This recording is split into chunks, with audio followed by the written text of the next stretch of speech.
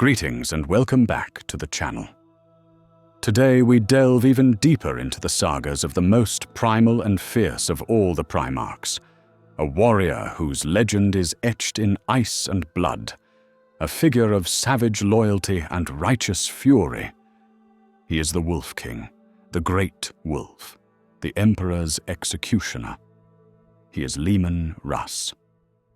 From his feral beginnings on the death world of Fenris to his final, mysterious disappearance, Leman Russ is a paradox, a warrior of immense, almost barbaric strength, who was also a peerless tactician and a deeply loyal son.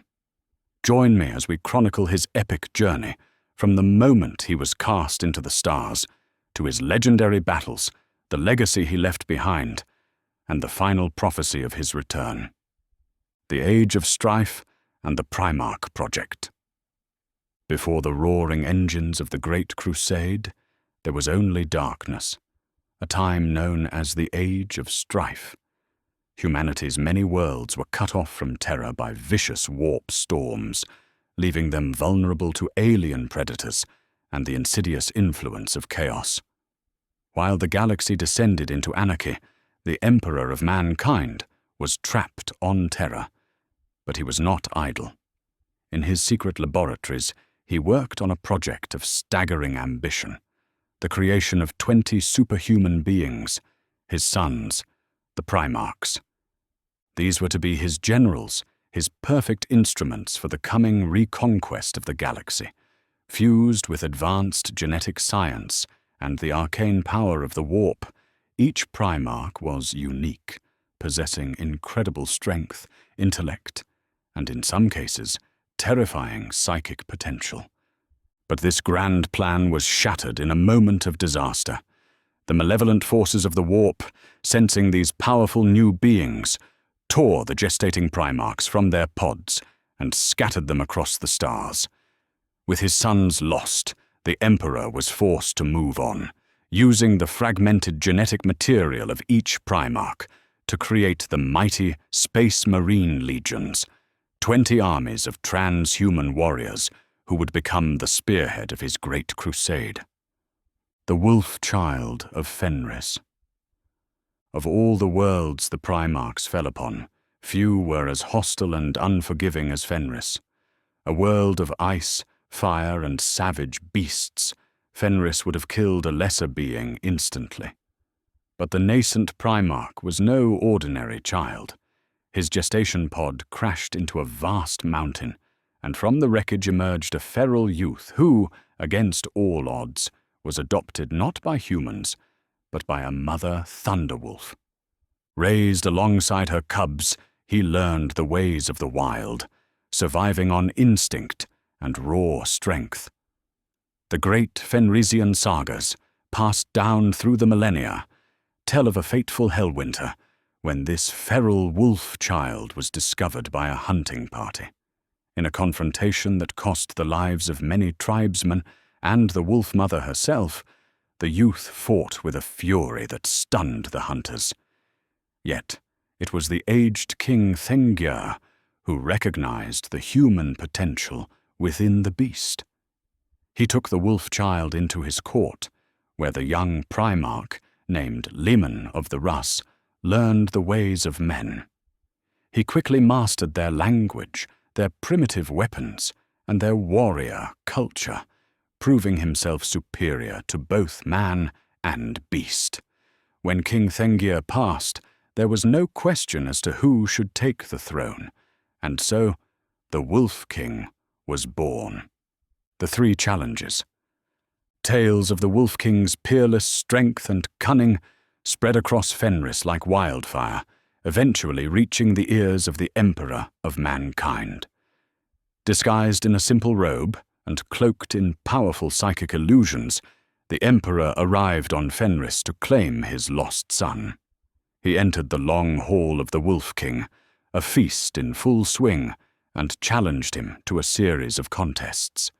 He knew that the proud Russ would never submit to him without being bested in an open competition. The first challenge was a simple one, an eating competition. The Emperor ate more than any mortal man, but Russ, with a gluttony born of a Primarch's appetite, consumed 3 entire aurochs and won. Next, a drinking contest. Again, the Emperor was defeated, as Russ drained the entire feast's supply of strong Fenrisian mead. Driven by a flash of anger and disappointment, the Emperor, now disguised no longer, called Leman Russ a glutton and a drunkard.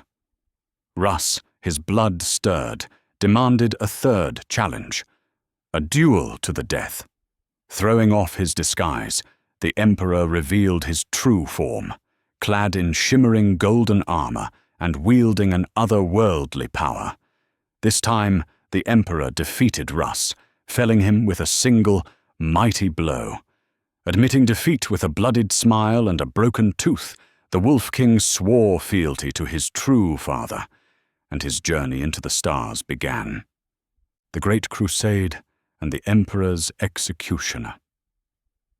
Russ was spirited away to Terra, where he was introduced to the warriors of the 6th Legion, his very own space wolves.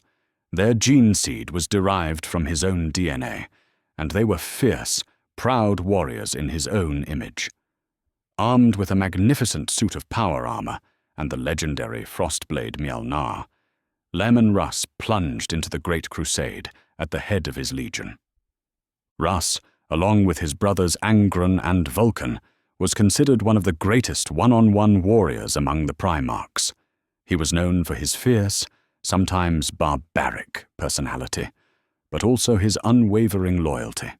He viewed his role as the Emperor's most loyal son and, perhaps more importantly, his executioner. His job was to carry out the Emperor's darkest punishments without question, a role that would ultimately lead to one of the most tragic events of the Horus Heresy.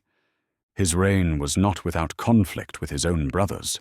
One such conflict, known as the Night of the Wolf, saw Russ and his space wolves sent to bring the brutal World Eater's Legion to heel following a horrific massacre. The two legions fought a bloody but inconclusive battle that saw Angron's first axe broken, and the World Eaters refused to submit, continuing their descent into madness. The burning of Prospero and the Battle of Alax's Nebula. The grudge between the Space Wolves and the Thousand Suns began long before the heresy. Russ, a staunch opponent of psychic powers and sorcery, harbored a deep distrust for his brother Magnus the Red, whose legion was obsessed with the pursuit of forbidden lore. Magnus, in a desperate attempt to warn the Emperor of Horus's treachery, shattered the psychic wards of the Imperial Palace with a powerful psychic message. This act, a direct violation of the Emperor's decree against sorcery, angered the Emperor greatly. Convinced that Magnus was the real traitor, the Emperor sent Russ to Prospero to bring his brother to justice. It was a mission that Russ was all too eager to undertake. But Horus, ever the master manipulator, intercepted Russ's fleet and twisted the Emperor's orders. He convinced Russ that the Emperor now wanted not a capture, but a slaughter. Enraged, Russ launched a full-scale planetary assault on Prospero. The great City of Light, Tisca, was reduced to a shattered landscape of fire and rubble. In the final confrontation, Russ broke the back of Magnus the Red, but the sorceress Primarch, calling on the chaos god Tzeentch, escaped into the warp with his surviving legion, forever cementing the enmity between the two legions and sealing the Thousand Suns' damnation. Following the raising of Prospero, Russ's battered legion mustered in the Alax's Nebula. Here, Horus's treachery continued. He deployed the Alpha Legion, whose twin Primarchs, Alpharius Omegon, held a deep grudge against Russ, to ambush and destroy the Space Wolves, delaying them from reaching Terra. Russ, isolated and demoralized, was forced to trust his first captain, Gunnar Gunhilt, to lead a desperate breakout. Just as the Alpha Legion was on the verge of total victory, help arrived in the form of a mobile starfort from a loyalist Dark Angels contingent. With their assistance, Russ was able to force the Alpha Legion to withdraw. Though grateful, Russ, now fully aware of the scale of Horus's treachery, set course for Terra. But it would be too late. The aftermath and the Codex Astartes. Leman Russ was not present for the final epic battle on Terra that brought the heresy to its grim end. By the time he arrived, the War Master was dead at the hands of the Emperor, and the valiant Sanguinius had fallen in a futile attempt to defeat the War Master. The Emperor himself had been mortally wounded and was interred by Rogel Dawn within the arcane life support systems of the Golden Throne, a living god trapped forever in a state of suspended agony. The heresy was over, but the work of rebuilding a shattered Imperium had just begun. The High Lords of Terra, along with the surviving loyalist Primarchs, dreaded a resurgence of chaos. In a period of great retribution, known as the Scouring, the tainted and the traitors were hunted down and purged from the galaxy.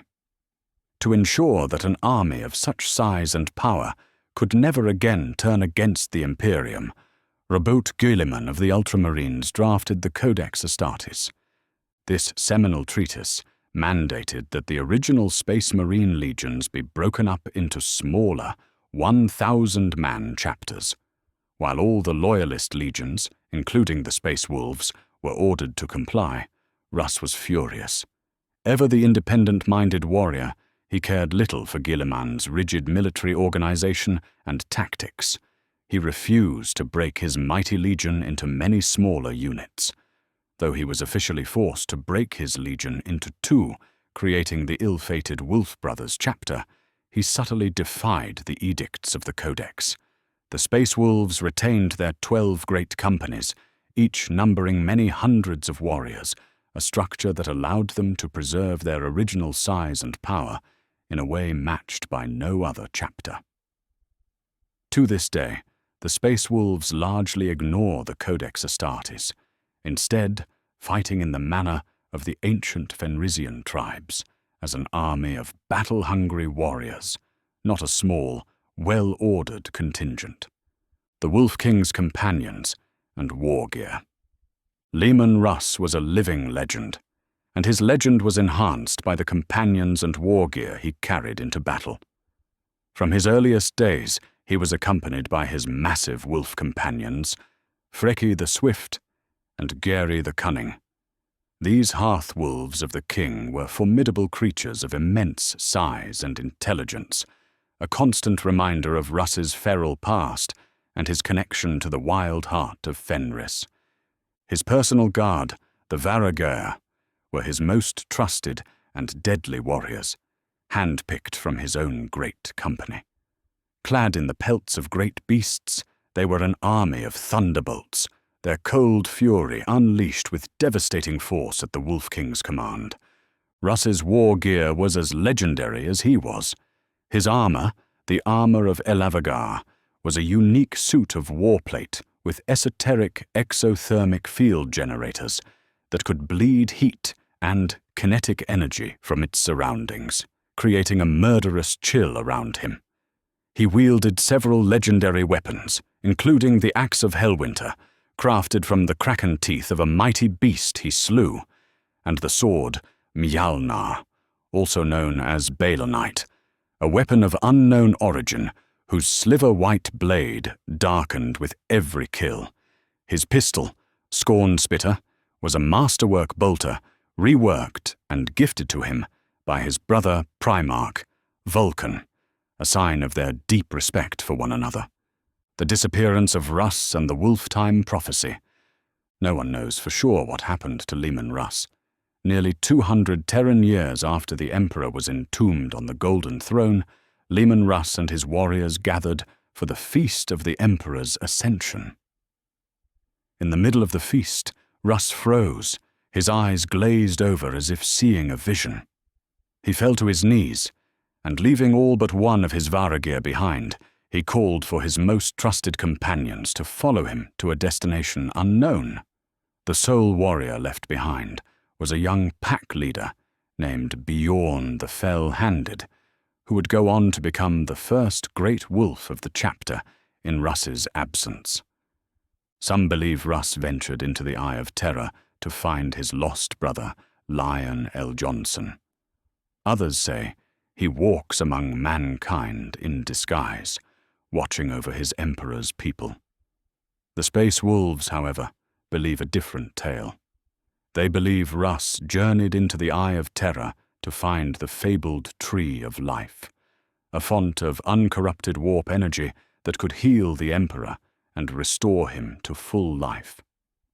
For 7 long years, the Space Wolves waited for their Wolf King's return, but he never came.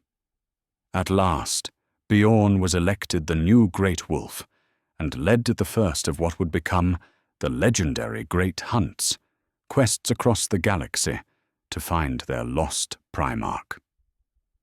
Over the millennia, these great hunts have led to glorious victories and the recovery of lost relics, but none have succeeded in their ultimate goal. Yet they continue to hunt, for Russ left them with a chilling prophecy. Listen but closely, brothers, for my life's breath is all but spent. There shall come a time far from now when our chapter itself is dying, even as I am now dying, and our foes shall gather to destroy us. Then, my children, I shall listen for your call in whatever realm of death holds me, and come I shall, no matter what the laws of life and death forbid. At the end, I will be there, for the final battle, for the Wolftime. Many Space Wolves believe the Wolftime is upon them, and the recent return of the legendary 13th Company from the Eye of Terror during the 13th Black Crusade may be the final sign. He was the Wolf King, the Emperor's executioner, and his shadow looms large over a galaxy, still gripped by the consequences of his actions. Thank you for joining me, Lore Lords. If you enjoyed this video, give it a like and a comment below with your favorite Leman Russ story. And be sure to subscribe to the Lore Lord for more deep dives into the grimdark future of Warhammer 40,000.